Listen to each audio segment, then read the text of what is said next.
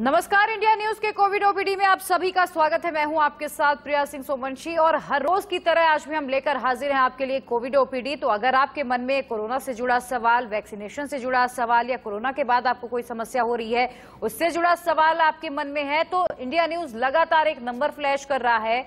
आप उन नंबरों का इस्तेमाल करके हमसे सीधा जुड़ सकते हैं। अब से कुछ ही देर में हमारे साथ एक्सपर्ट का एक पैनल भी जुड़ेगा जो आपको आपके सवालों का सीधा जवाब देंगे। तो अगर आपके मन में किसी तरीके की भ्रांति है कोरोना को लेके तो तुरंत आप इन नंबरों का इस्तेमाल करके हमसे कनेक्ट हो सकते हैं। आपको आपके सवालों के जवाब घर बैठे मिलेंगे और इलाज क्या करना है उसकी भी सलाह आप डॉक्टर से ले सकते हैं। इंडिया न्यूज हर दिन आपके लिए कोविड ओपीडी इसीलिए लेकर आता है। हम आपके लिए एक ब्रिज की तरह, एक पुल की तरह काम कर रहे हैं। तो अगर आपके आसपास किसी को समस्या है, आपको यह समस्या, आपके फैमिली में किसी को समस्या है तो तुरंत कॉल करें, घर बैठे डॉक्टरी सलाह लें। कोविड ओपीडी की शुरुआत भी करेंगे और आपको जोड़ेंगे भी अपने साथ। लेकिन फिलहाल आपके लिए ये ब्रेकिंग न्यूज जान लेना भी जरूरी है क्योंकि उत्तर प्रदेश के सभी जिलों में फिलहाल कोरोना कर्फ्यू अब हटा दिया गया है। सभी जिलों में अब सिर्फ नाइट कर्फ्यू रहेगा।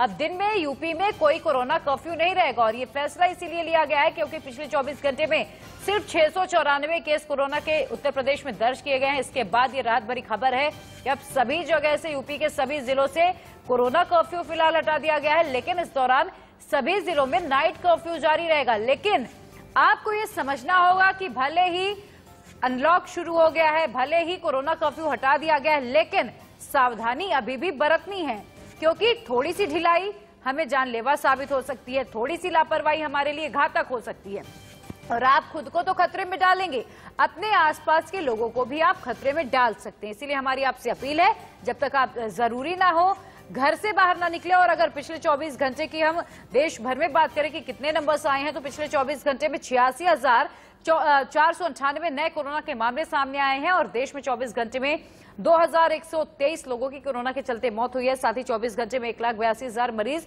डिस्चार्ज हुए हैं। ये राहत भरी खबर है। 63 दिन बाद 1 लाख से कम केस कोरोना के आना बहुत बड़ी राहत भरी खबर है।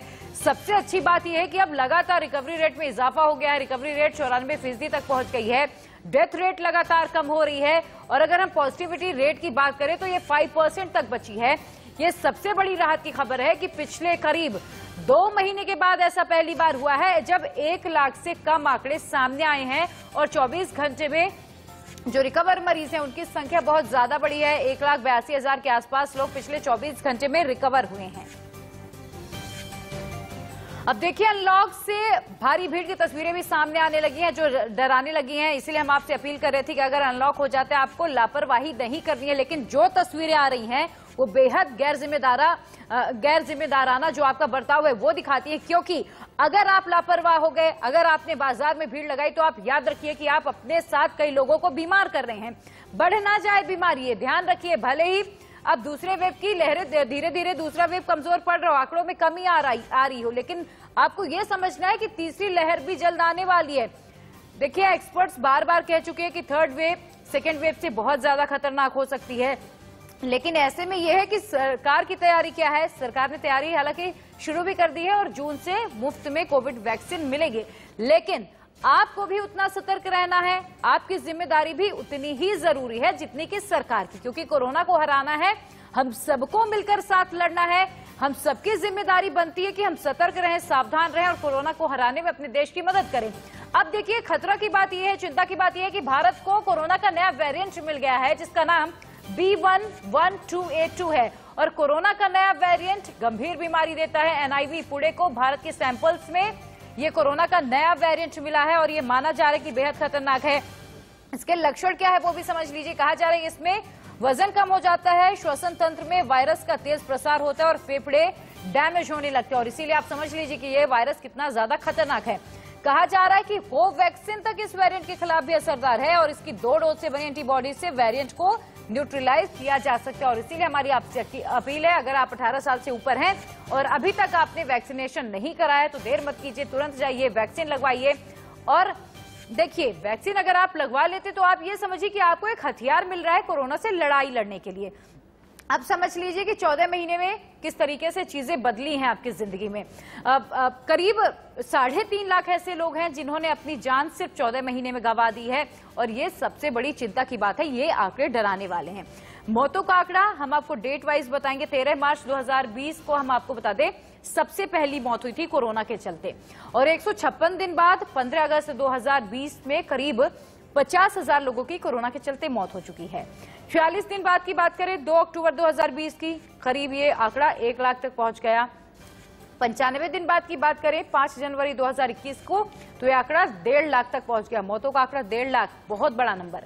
112 दिन बाद की बात करें 27 अप्रैल 2021 को, तो करीब 2 लाख मौतें दर्ज हो गई हमारे देश में। और 13 दिन बाद 10 मई 2021 को बात करें 2.5 लाख मौतें। आप देखिए कैसे दोगुने आंकड़े होते गए इस बीच। 13 दिन बाद 23 मई 2021 की बात करें 3 लाख मौतें। 15 दिन बाद अगर हम 7 जून की बात करें तो करीब 3.5 लाख मौतें। अब आप अंदाजा लगाइए कि 1 साल में 3.5 लाख मौतें, कहीं ना कहीं ये हमारी लापरवाही का भी नतीजा है। और इसीलिए मैं आपसे अभी अपील कर रही हूं कि हमारी सतर्कता बेहद जरूरी है। कोरोना को हराना है आपको और हमें सतर्क रहना है। भारत में माना जा रहा है कि कोरोना का जो एक और वेरिएंट आया है ये बेहद घातक है। एनआईवी पुणे को भारत के सैंपल में ये नया जो कोरोना वेरिएंट है मिला है, इसका नाम है B11282 वेरिएंट। ये सबसे पहले ब्राजील में सामने आया था और इसके बाद अब इसके जो केस हैं वो भारत में भी सामने आने लगे हैं, यानी सतर्कता अब और ज्यादा हमें बरतनी है। एनआईवी के अनुसार नया वेरिएंट B11282 काफी खतरनाक है। जो सेकेंड वेव में हमें डेल्टा वेरिएंट मिला था इससे कहीं ज्यादा ये घातक है। ये संक्रमित लोगों को तेजी से वजन घटाता है। अगर आप इसकी चपेट में आते हैं तो सबसे पहले आपका वजन कम होना शुरू हो जाता है। यूके और ब्राजील से आने वाले लोगों में ये वेरिएंट सबसे पहले मिला है और अब ये धीरे धीरे भारत में पैर पसार रहा है। B11282 वेरिएंट के लक्षण क्या है ये भी समझ लीजिए। संक्रमण से तेजी से आपका वजन घटने लगेगा, सांस नली आपकी जाम होने लगती है, श्वसन तंत्र में वायरस की कॉपी तेजी से बनती है, यानी ये सुपर स्प्रेडर की तरह काम करते हैं, और फेफड़ों में घाव होना शुरू हो जाते हैं। धीरे धीरे ये आपके लंग्स को डैमेज करता है, जिससे आपको सांस लेने में दिक्कत हो सकती है, और अगर आप समय रहते इलाज नहीं कराते तो ये बेहद घातक हो सकता है। नए वेरिएंट पर असरदार है कोवैक्सीन, ऐसा माना जा रहा है। वेरिएंट डेल्टा जो पहले सेकेंड वेव में वेरिएंट आया डेल्टा वेरिएंट की तरह ही ये भी खतरनाक माना जा रहा है, लेकिन ये डेल्टा वेरिएंट से कहीं ज्यादा अपग्रेड माना जा रहा है। अब B11282 वेरिएंट से संक्रमित होने पर कहा जा रहा है कि कई तरीके की गंभीर बीमारियां भी आपको अपनी चपेट में ले सकती हैं। स्टडी में SARS-CoV-2 के जीनोम सर्विलांस की जरूरत पर भी जोर दिया गया है और वैक्सीन इस वेरिएंट के खिलाफ कारगर है। ये पुणे की NIV संस्था है उसकी ओर से ये साफ किया गया है। वैक्सीन की 2 डोज से न्यूट्रलाइज हो सकता है वेरिएंट, यानी समय रहते अगर इसका पता आप लगा लेते हैं तो इससे बचना आसान हो जाता है। और कहा जाता है देखिए अगर कोरोना का इलाज शुरुआत से ही शुरू हो जाए तो ऐसे में ये बीमारी बहुत ज्यादा घातक नहीं है। बस जरूरत है आपको सचेत रहने की, सावधान रहने की। अगर आपको थोड़ा भी डाउट होता है तो डॉक्टर से सलाह तुरंत ले। चलिए अब हम कोविड ओपीडी की शुरुआत करेंगे और हमारे साथ डॉक्टर सौरभ वार्ष्णेय जुड़ रहे हैं, CEO हैं IIMCD की। सर आपका बहुत बहुत स्वागत है। डॉक्टर संकेत मनकट भी हमारे साथ जुड़ रहे हैं, MD हैं MCS वेलोर के। सर आप दोनों का बहुत बहुत स्वागत है। तो चलिए सबसे पहले मैं डॉक्टर सौरभ आपके पास आना चाहूंगी। सर सबसे ज्यादा चिंता की बात है एक और नया स्ट्रेन मिलना जिसका नाम B11282 बताया जा रहा है और कहा जा रहा है कि ये बहुत ज्यादा घातक है। जो सेकेंड वेव में स्ट्रेन मिला वेरिएंट मिला डेल्टा, माना जा रहा है कि उससे ये कहीं ज्यादा अपग्रेडेड है। हेलो, मेरी आवाज आप सुन पा रहे हैं? जी डॉक्टर सौरभ।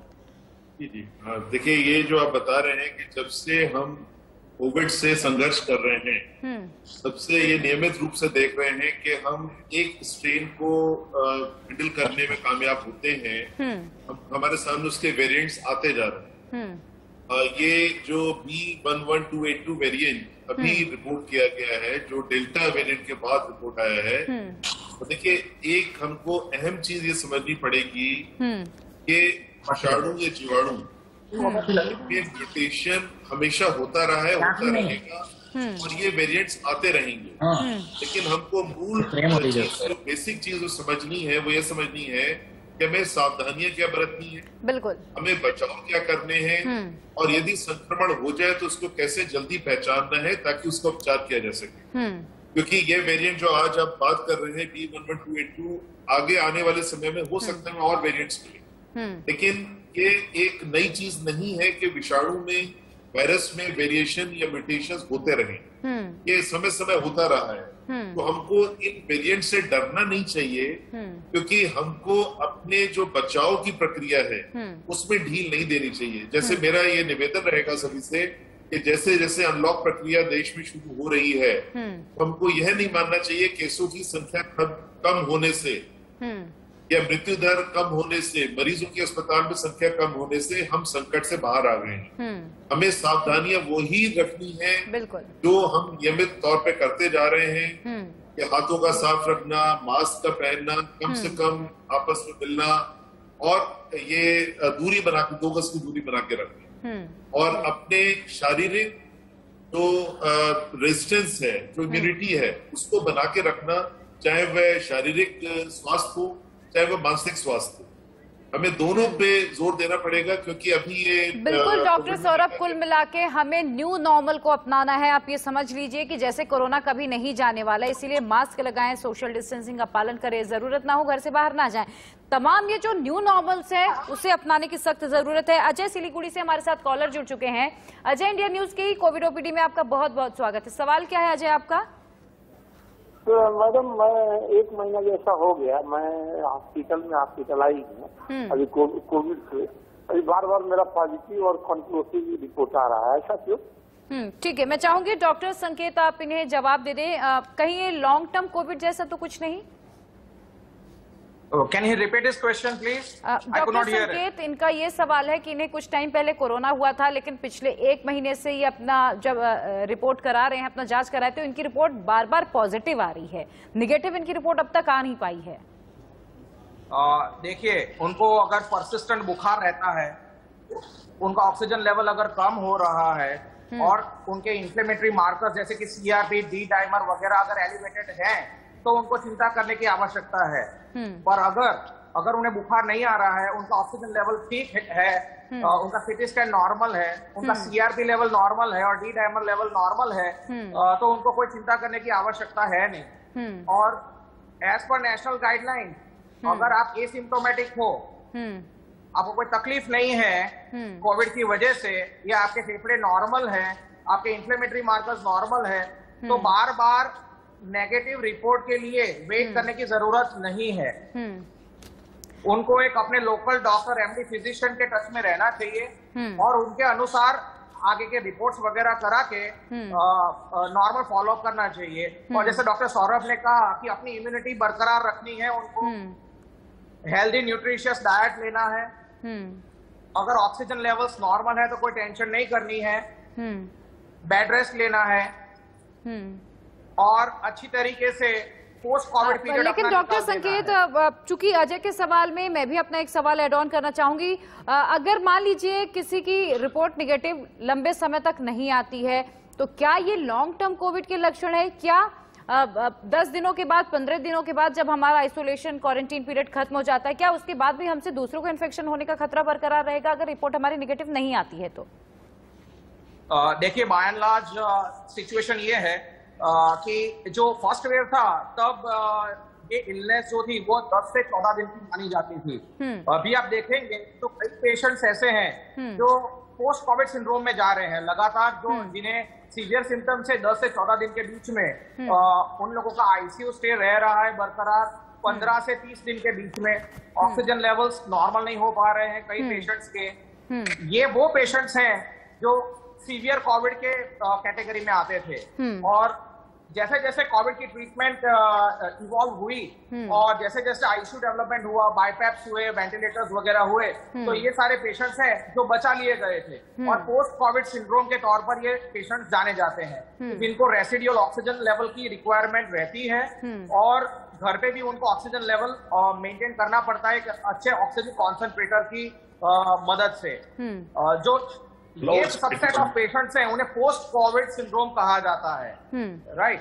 तो ये सिचुएशन में पेशेंट्स के कोविड पीसीआर कई बार पॉजिटिव आ सकते हैं, पर इसका मतलब ये नहीं है कि वो ट्रांसमिट करेंगे। ट्रांसमिशन करने का जो केस है एक्टिव वायरस का, एज पर डिफरेंट स्टडीज, वो 9 से 13 दिन का माना गया है। बाय एंड लार्ज 9 दिन में पेशेंट्स नॉन ट्रांसमिसिबल हो जाते हैं, माने कि वो ट्रांसमिट नहीं कर सकते हैं इन्फेक्शंस को, हैविंग सेड दैट, हर एक पेशेंट को और डॉक्टर संकेत, अगर लंबे वक्त तक किसी की ताकि उनको सेकेंडरी इन्फेक्शंस ना लगे। बिल्कुल, यानी डॉक्टर संकेत, इसका यही मतलब है कि अगर लंबे समय तक कोरोना की रिपोर्ट नेगेटिव नहीं आती है तब भी घबराने की जरूरत नहीं है, तब भी डरने की जरूरत नहीं है। 15 दिन का अपना आइसोलेशन पीरियड पूरा कीजिए, उसके बाद आप लोगों से मिलजुल सकते हैं, आप लोगों से बातचीत बैठ के कर सकते हैं। फिलहाल डॉक्टर संकेत, आप बने रहिएगा हमारे साथ। वक्त एक छोटे से ब्रेक का, लेकिन उससे पहले नजर इस वक्त की हेडलाइन।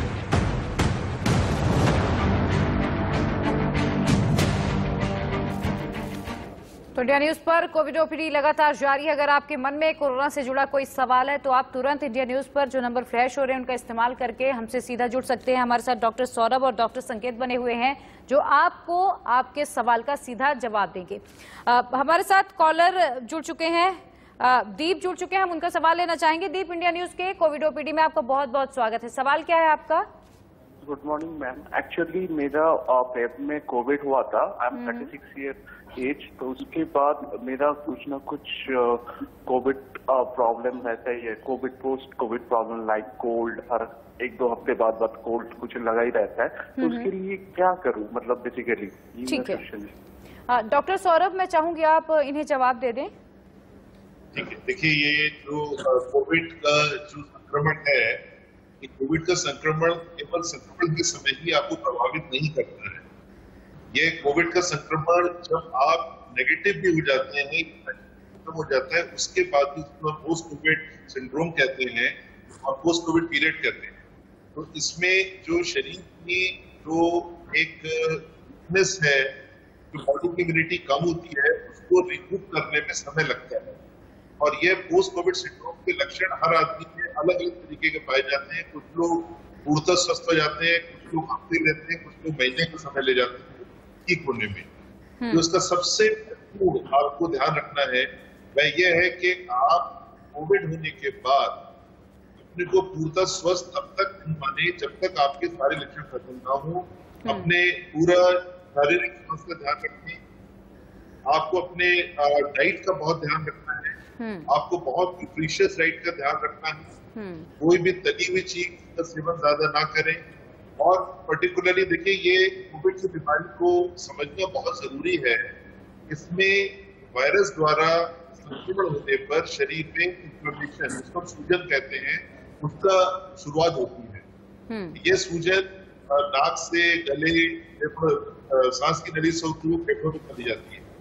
जो फेफड़ों की सूजन है वो कई बार जाने में बहुत समय लेती है। और जब भी शरीर में कभी भी सूजन कहीं भी होगी तो उसमें दर्द होना, हल्का बुखार करना, शरीर का थका रहना, नॉर्मल फील ना करना, ये सब आम लक्षण।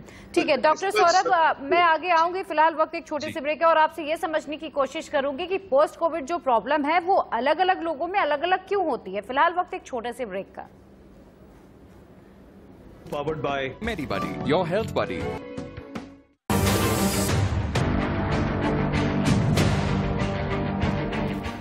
इंडिया न्यूज पर कोविड ओपीडी लगातार जारी। अगर आपके मन में कोरोना से जुड़ा या कोरोना के बाद आपको किसी तरीके की समस्या हो रही है या वैक्सीनेशन से जुड़ा आपके मन में कोई सवाल है तो लगातार इंडिया न्यूज नीचे एक नंबर फ्लैश कर रहा है, आप उनका इस्तेमाल करके सीधा सीधा हमसे जुड़ सकते हैं। हमारे साथ एक्सपर्ट का पैनल है, डॉक्टर सौरभ और डॉक्टर संकेत हमारे साथ जुड़े हुए हैं जो आपको सीधा आपके सवाल का जवाब देंगे। डॉक्टर सौरभ, मैं आपके पास आना चाहूंगी, लेकिन उससे पहले यह समझना जरूरी है कि कोरोना को लेकर कोविड टास्क फोर्स के चेयरमैन नवनीत विक का क्या कुछ कहना है, जरा सुनिए। इनसे बातचीत की हमारे संवाददाता अजीत श्रीवास्तव ने। और मैं हूं अजीत, हमारे साथ खास बातचीत करने के लिए chairman of AIIMS Covid task force के डॉक्टर नवनीत विक साहब हैं। विक सर, बहुत बहुत स्वागत है आपका इंडिया न्यूज में। नमस्कार जी, आपने मुझे बुलाया, बहुत बहुत धन्यवाद। सर, सबसे पहला सवाल कि जिस हिसाब से अब हर चीज अनलॉक हो गई, यानी अनलॉक 2 में मेट्रो खुल गई, दुकानें खुल गई 50%, मतलब ऑड इवन बेसिस पे, लेकिन कई ऐसी जगह पे हैं जहां दुकानें पूरी तरह से खोल दी गई हैं। मेट्रो में जो कैपेसिटी 50% की थी उसमें भी 100% से ज्यादा दिखा रही है। कहीं भी कई जगहों पे मेट्रो बंद कर दिया गया। तो ऐसे में कोविड की संभावनाएं क्या खत्म हो जाती हैं या फिर कोविड के बढ़ने के चांस बढ़ जाते हैं? देखिए, हमने देखा फर्स्ट वेव में क्या हुआ। फर्स्ट वेव में तो हम सिर्फ 1 लाख नंबर ही पहुंच पाए, दूसरी वेव में क्या हुआ, हम 4 लाख पहुंच गए। और अब अभी हमारी क्या स्थिति है, अभी हमारे नंबर 1 लाख से कम नहीं हुए हैं। इसलिए फर्स्ट वेव में आप 1 लाख भी नहीं पहुंचे, दूसरी वेव में 4 लाख से अभी 1 लाख के नीचे नहीं आए। हमारी होड़ होनी चाहिए कि कौन धीरे खोलेगा, हमारी होड़ ये नहीं होनी चाहिए कि कौन जल्दी खोलेगा, क्योंकि ये तो बचाव है, बचाव। वायरस को हम इरेडिकेट कर पाए, हम वायरस को इरेडिकेट नहीं कर पाएंगे। हमने वायरस को 1 लाख से कम नंबर नहीं हुआ अभी। इसका मतलब वायरस तो यही है, पूरे देश में अभी वायरस है। जितना जल्दी हम खोलेंगे उतना ही नुकसान आएगा। एक डब्बा है, डब्बे में स्प्रिंग है और स्प्रिंग के ऊपर ढक्कन लगा हुआ है। अगर ढक्कन को मैं एकदम खोल दूंगा तो स्प्रिंग तो एकदम बाहर निकलेगा और फिर मैं बंद नहीं कर पाऊंगा उसको, बहुत जोर लगता है बंद करने में। दूसरी वेव को कम करने में कितना जोर लगा। तो हमें जनता को समझना पड़ेगा, ये जनता को ही कर्फ्यू लगाना पड़ेगा अपना। इकोनॉमिक एक्टिविटी सबसे इंपॉर्टेंट है, लेकिन हमारी जान सबसे ज्यादा इंपॉर्टेंट है, हमारी सेहत सबसे ज्यादा इंपॉर्टेंट है। वैक्सीनेशन जिनको लग गई वो बाहर जाएं, वो मास्क पहन के जाएं। जिनको अभी नहीं लगी तो क्या हम पहले वैक्सीन का 1 शॉट ले लें, उसके बाद 4 हफ्ते वेट कर लें, फिर हम आगे डिसाइड करें। तो हमें समझना पड़ेगा, जनता को समझना पड़ेगा। सरकार की अपनी जिम्मेवारियां हैं, जनता की अपनी जिम्मेवारियां हैं, पर एक कलेक्टिव विजडम जो होती है, एक भागीदारी जो होती है, वो सरकार की भी भागीदारी है और जनता की भी भागीदारी है। तो अगर जनता अपनी भागीदारी नहीं निभाएगी और सरकार भी अपनी भागीदारी निभाने में जल्दी करेगी तो दोनों चीजें नहीं होनी चाहिए। तो जिस हिसाब से डॉक्टर विक, जिस हिसाब से खोल दी गई है और अब देखा जा रहा है कि मेट्रो में भीड़ भी बढ़ रही है, कई जगह पे मार्केट में लोगों की तादाद भी बढ़ रही है, तो ऐसे में लोगों को क्या सावधानियां बरतनी पड़ेगी जैसे वो सुरक्षित रह सकें? एक तो हमें इसने मैनर सिखाए हैं। हमें अपने बिहेवियर को ठीक करना है। बहुत बड़ा मौका मिला है कि हिंदुस्तान में हम अपने बिहेवियर को ठीक करें। जैसे हम सबकी इज्जत करते हैं, लाइन में लग के पूरी दूरी बना के धीरे धीरे हम दुकान के अंदर जाएं, हमारा मास्क साफ हो। मेरे को लगा पिछले वेव में हमारे मास्क साफ नहीं थे। हमारे मास्क साफ होने चाहिए, हर रोज मास्क को धोना चाहिए, डबल मास्क पहन के हमें मार्केट में जाना चाहिए और हमें जरूरत हो तभी जाना चाहिए और हमें अपने कामों को स्टैगर्ड होके करना चाहिए। भाई आपने सभी दुकानें एक बारी में क्यों खोलें, आधी दुकानें इस समय खोलें, आधी ऐसे खोलें, तो नए नए रास्ते हमें ढूंढने पड़ेंगे। कोविड को लड़ने के लिए नए नए रास्ते खोलने पड़ेंगे और 25% पे खोलना पड़ेगा।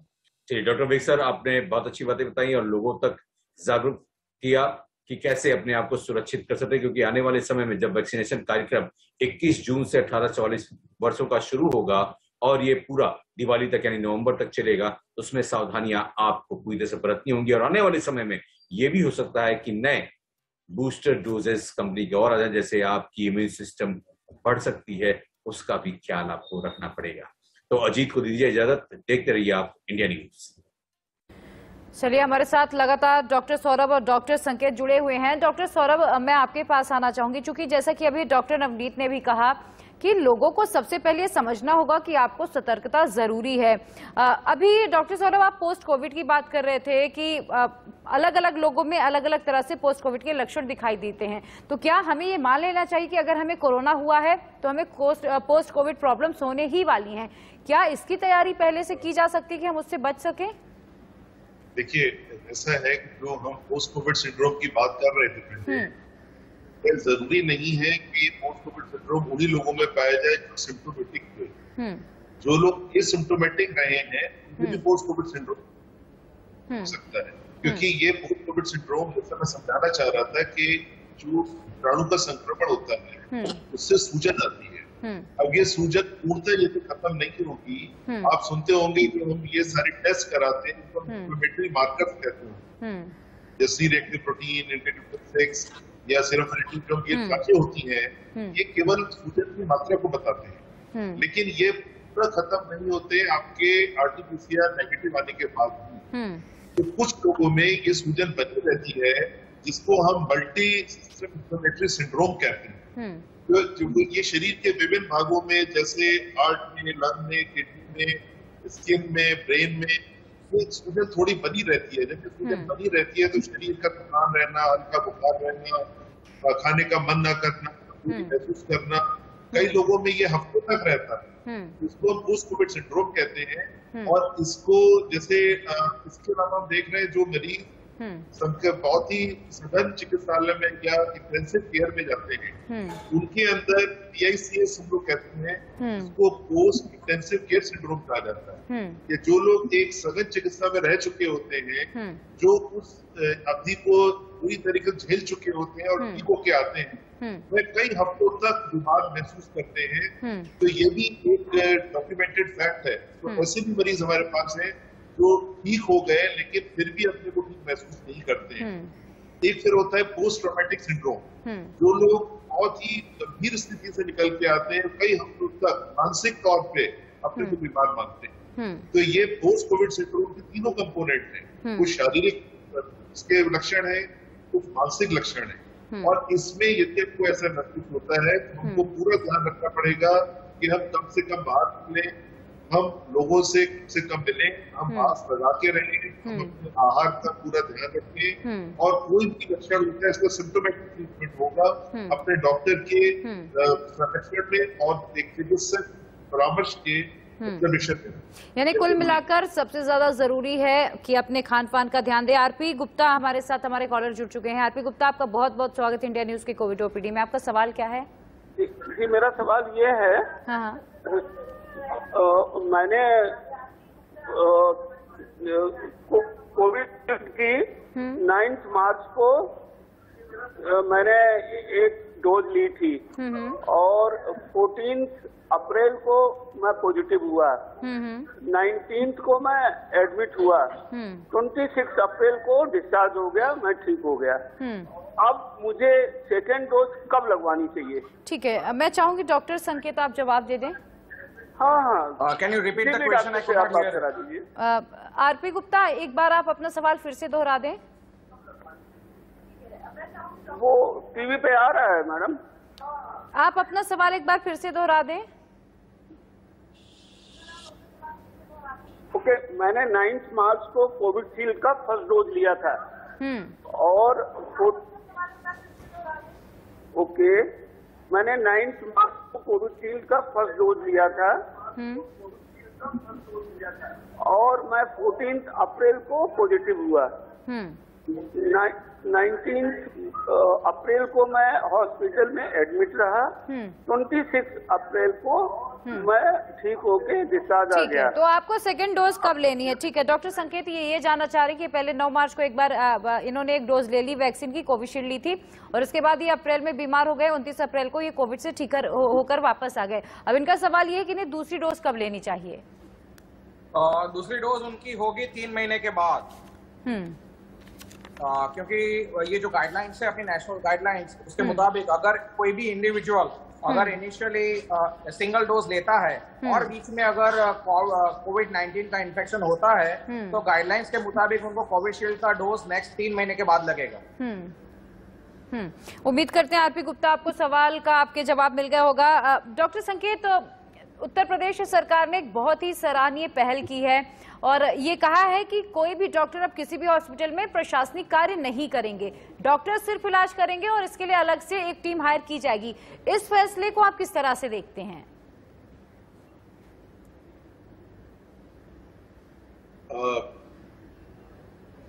हेलो, मेरी आवाज आ रही है आपको? जी जी डॉक्टर जी। ये आपने जो कहा, उत्तर प्रदेश सरकार ने यह एक निर्णय लिया है कि जो प्रशासनिक कार्य है वह गैर चिकित्सक नॉन टेक्निकल नॉन मेडिको इसको हैंडल करेंगे। यह एक अच्छा कदम है, लेकिन कई चीजें ऐसी हैं जो पॉलिसी मेकिंग में या कई चीजें ऐसी हैं जिसमें डॉक्टरों को इन्वॉल्व करना पड़ेगा।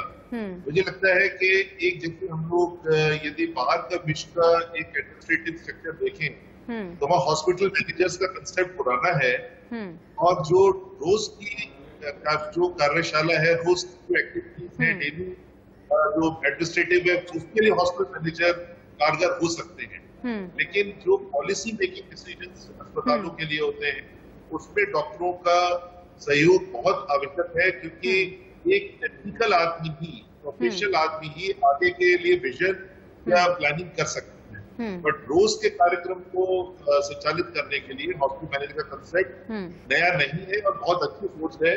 मुझे लगता है इससे डॉक्टरों को सुनने मिलेगा कि वे अपनी सेवाएं अच्छे तरीके से उसका निर्माण कर पाए। बिल्कुल। और सर ऐसा लगता है कि अलग अलग राज्यों को भी इस तरीके के फैसले लेने की जरूरत आन पड़ी है। हमारे साथ हमारे कॉलर मुकेश जुड़ चुके हैं। मुकेश, इंडिया न्यूज की कोविड ओपीडी में आपका बहुत बहुत स्वागत है। सवाल क्या है आपका?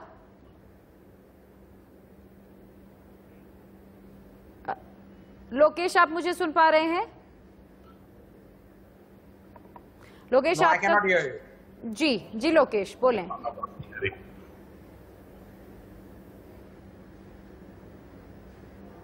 चलिए हम फिर से जुड़ने की कोशिश करेंगे। डॉक्टर संकेत, अब मैं आपके पास आना चाहूंगी। मैं ये समझना चाहूंगी, कहा जा रहा है कि थर्ड वेव में सबसे ज्यादा खतरा बच्चों को है, बार बार अलर्ट भी किया जा रहा है और खास तौर पर हम महाराष्ट्र के एक जिले का बार बार जिक्र करते हैं, अहमदनगर, जहां पर सबसे ज्यादा बच्चे कोविड की चपेट में आए और अब उससे जब वो पोस्ट कोविड प्रॉब्लम से जूझ रहे हैं तो उन्हें तरह तरीके की गंभीर बीमारियां भी हो रही हैं। तो क्या बच्चों को भी पोस्ट कोविड प्रॉब्लम से उतना ही खतरा है जितना बड़ों को? जैसे आपने बच्चों के बारे में कहा, it is not necessary as of now कि ये प्रेडिक्ट करना कि जो थर्ड वेव में है जो वो बच्चों को ज्यादा असर करेगी।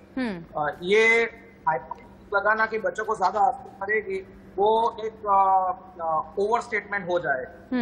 जहां तक पोस्ट कोविड सिंड्रोम बच्चों में जो पाया जाता है उसमें सबसे डेंजरस चीज MIS-C है, जो डॉक्टर साहब ने अभी जिक्र किया था, multi system inflammatory syndrome seen in children, right. तो ये सिचुएशन जब होती है तो बच्चों को ज्यादा बुखार आना, उसके साथ आंखों में सूजन आ जाना, आंखों में स्वेलिंग हो जाना, लिम्फेडिनोपैथी माने लिम्फ गैट्स एनलार्ज हो जाना, स्किन और लीवर एनलार्ज हो जाना और परसिस्टेंट बुखार रहना, ये सारी सिम्टम्स पाए जाते हैं। डेफिनेट इलाज है, एंटी इंफ्लेमेटरी ट्रीटमेंट डिवाइस की गई है, IV इम्यूनोग्लोबुलिन इसके लिए यूज होते हैं। तो पेरेंट्स को इतना ज्यादा टेंशन करने की आवश्यकता नहीं है। हर एक बच्चा MIS-C में नहीं जाता है। There is a specific proportion of children that go into MIS-C। जहां तक सवाल निमोनिया का है तो बच्चों में उसकी सीवियरिटी कम पाई गई है, तो वो भी एक पॉजिटिव पॉइंट है।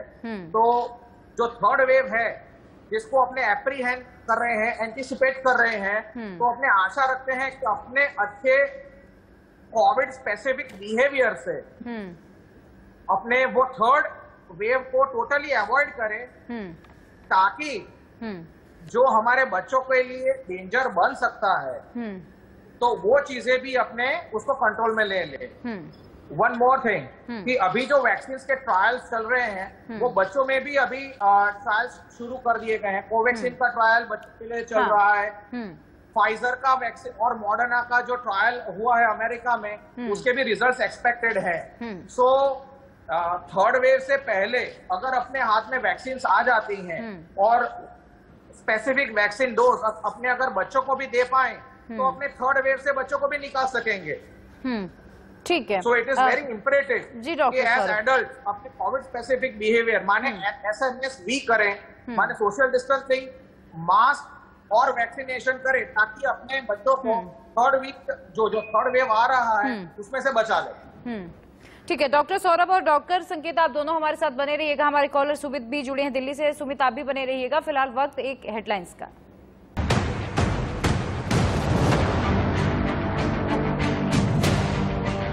तो इंडिया न्यूज पर कोविड ओपीडी लगातार जारी है। चलिए आगे बढ़ते हैं। सुमित हमारे साथ दिल्ली से हमारे कॉलर जुड़े हुए हैं। सुमित, इंडिया न्यूज की कोविड ओपीडी में आपका बहुत बहुत स्वागत है। सवाल क्या है आपका?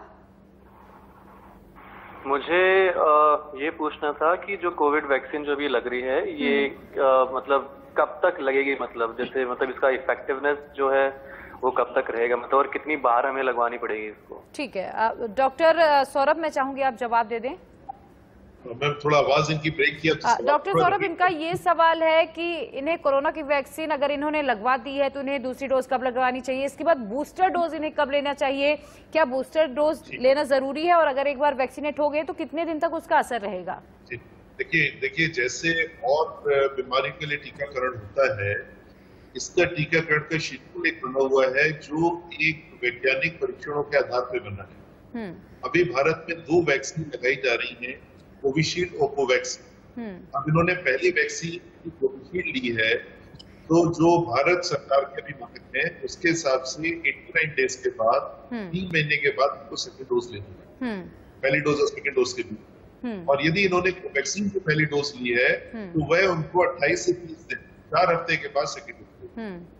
ये बिल्कुल इस बीच में यदि ये संक्रमित हो जाते हैं, यदि कोई भी पहली डोज के बाद संक्रमित हो जाता है तो उसके केयर गाइडलाइन है संक्रमित होने के 3 महीने के बाद आपको अपनी डोज रिपीट करनी है।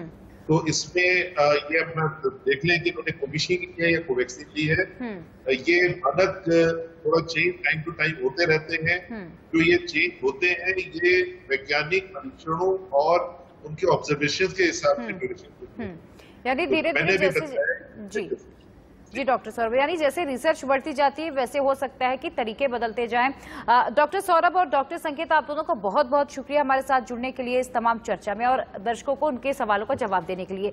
तो देखिए इंडिया न्यूज पर कोविड ओपीडी हर दिन लगातार जारी रहेगी। शाम को 5 बजे एक बार फिर से इंडिया न्यूज पर कोविड ओपीडी खुलेगी। तो अगर आपके मन में कोई सवाल है कोरोना से जुड़ा हुआ, वैक्सीन से जुड़ा हुआ या आपको कोई भी दूसरी समस्या है तो आप तुरंत घर बैठे डॉक्टर से सलाह ले सकते हैं। बहरहाल आज की कोविड ओपीडी में 11 बजे में इतना ही। Powered by MediBuddy, your health buddy.